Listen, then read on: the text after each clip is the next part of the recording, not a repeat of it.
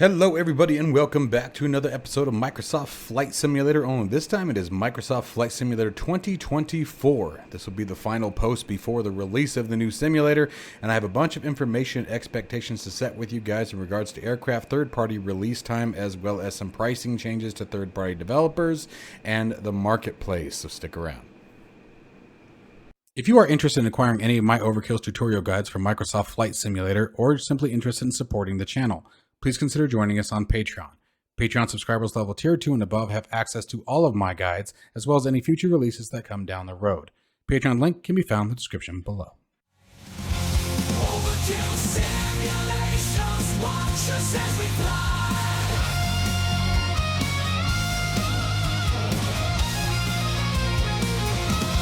Overkill simulations, a thrill will never die.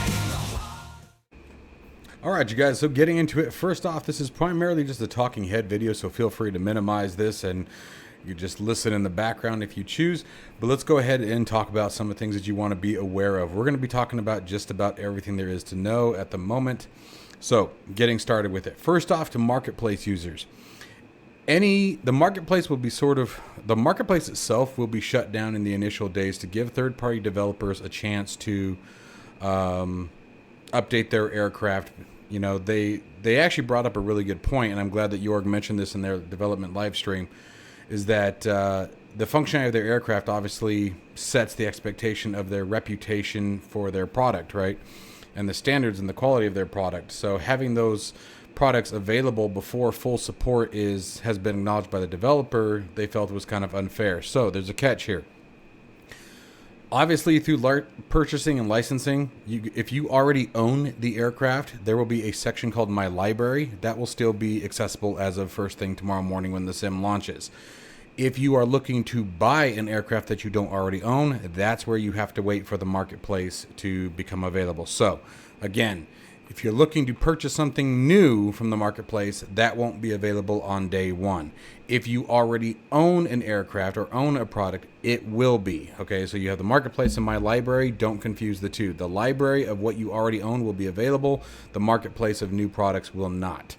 Okay, now keep that in mind, though, what the connection there is.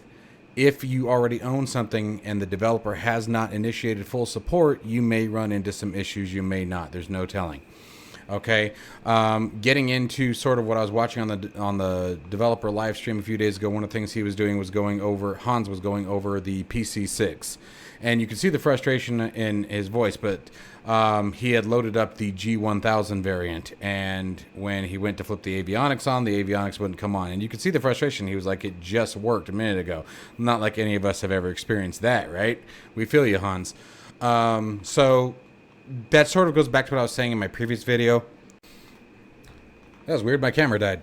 Anyways, so obviously, like I was saying in my previous video, there's already been some issues that are going to be just little bugs and things like that. And again, that's to be expected.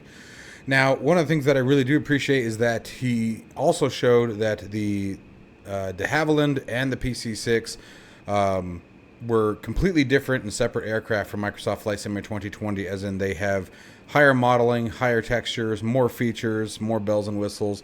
One of the really cool things that I actually finally saw them do was he literally was in the cockpit, clicked on the door handle, stepped out of the plane, and walked around while the engine was still running. It was pretty cool.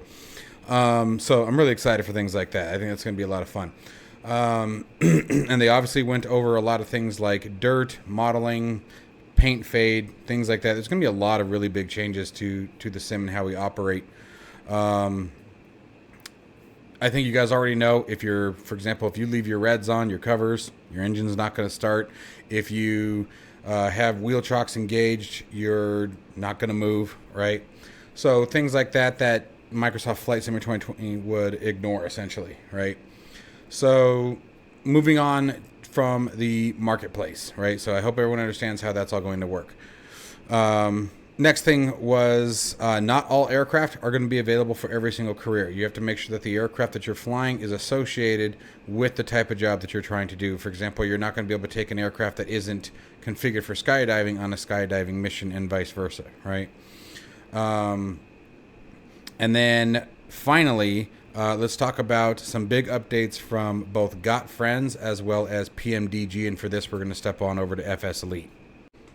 So starting with the big one, I think that people were really concerned about PMDG. And there's a point of concern and not a point of concern. So let's go ahead and talk about it. So first off, they announced with their product line, you're going to have day one compatibility, later compatibility, and then no compatibility at all. So the only thing that I have seen that is under the no compatibility is actually Microsoft Flight Simulator 2020. So first we're going to talk about the 747. You're going to have the 747 Classic Whale and then the 747-400 that we all pretty much expected it to be the 400. They are going to be Microsoft Flight Simulator 2024 only. So it sounds like 2020 will not see a PMDG Queen of the Skies. So keep that in mind. I was even kind of bummed about that, even though I have 2024 and already purchased the Aviator collection. But it was kind of, I don't know, I felt that was kind of crappy. Because we've been, I mean, they never announced the 47 for 2020. They never said it was going to be compatible. Right? They never said it was going to be released before the release of 24. So some of us saw this coming. I sort of had it on the back burner, but I was kind of hoping they weren't going to go that route, but they did. So the Queen of the Skies is going to be 2024 only. The 777 and 737s. The 737 series is going to apparently receive a massive update based on the new features that have now been made available to the developers. And PMDG has stated that specifically the 737 series of aircraft is going to receive a very huge update. They didn't go into detail on what that will look like. However, one of the things that this sounds like they're going to be doing is an upgrade charge. It's not going to be the same as buying the aircraft again if you already own it, but it sounds like there will be an update fee to get some of these new features available. Same thing with the 777. The 777 they did state will receive an update based on the features from 2024, and his quote unquote will be the update charge if there is one. They actually haven't determined on the 777 if there's going to be an upgrade price, but they said if there is one, it will be quote unquote will be quite small. The DC-6 Cloudmaster will not be updated with 2024 features, which means there won't be any upgrade fee. They did not say it will not be compatible with 2024. They just said that they're not adding anything new because of it. So that was sort of, I kind of expected this. I kind of expected PMDG to go that route. And I'm not knocking them for it. I'm really not.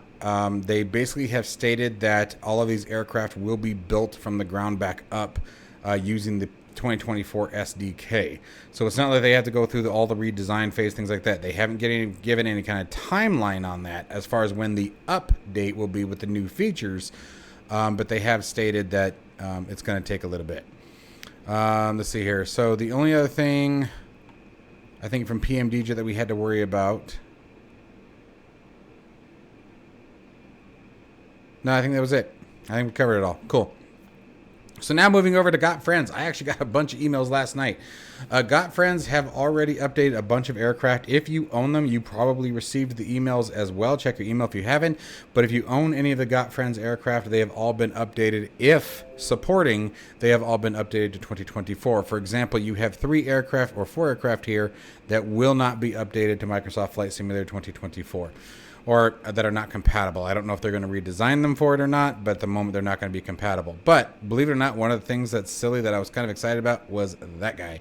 I think this is going to be fun in 2024 with the new graphics engine and the new satellite imagery and the way it's working now. It's going to be a whole different experience. So we're going to try this one out. I'm definitely going to try that, especially in VR. And then here are the aircraft, a bunch of aircraft that are on the payware assigned that are ready to roll for 2024. So I'm pretty excited for that. So great job on their part. And that sort of takes us back to the next point is, again, aircraft support. I mentioned this in my previous video, guys. Make sure that you guys be patient and understand it is not the developers. So to give you guys an idea, my understanding is 3 days ago, developers got access to a developer-specific SDK. Okay, so that's only a few days away. So you know that a lot of these guys, just keep in mind, a lot of these developers, this is not their full-time job. So keep that in mind. It takes some time. Be patient, like we talked about in the previous video. It's going to take a little bit.